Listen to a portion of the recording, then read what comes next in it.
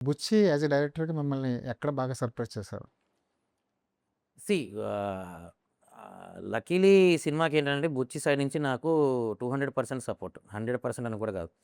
Design vice ఏదున్నా ఆయన నన్ను నమ్మి వదిలేసారు. ఆయనకు కావాల్సిన ఇన్‌పుట్ ఎలా ఉండాలి, ఏంటి అనేది ఆయన ఇన్‌పుట్స్ ఇచ్చిన తర్వాత overall design wise he never interfered.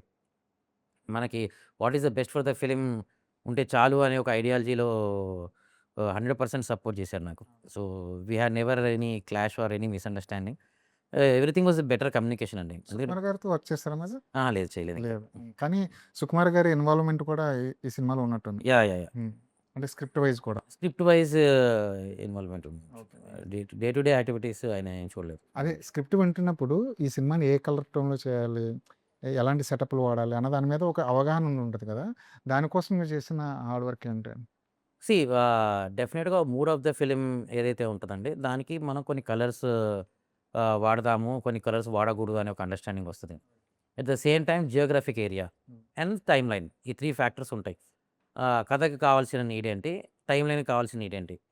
So, మనకి పర్టిక్యులర్‌గా ఈ సినిమాలో విజయనగరం బ్యాక్‌గ్రౌండ్‌కి సంబంధించిన ఊరు కాబట్టి అక్కడ ఉండేటువంటి ఎలిమెంట్స్ అవ్వచ్చు.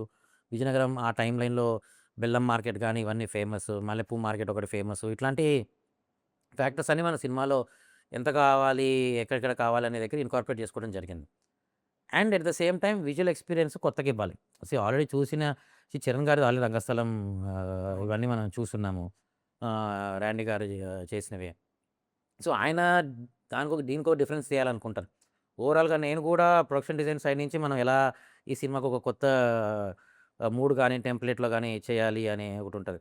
ఇవన్నీ కెమెరామెన్ గారు, నేను మాట్లాడుకొని ఏ కలర్స్ వర్కౌట్ అవుతాయి, ఏ కలర్స్ మనం వాడకూడదు.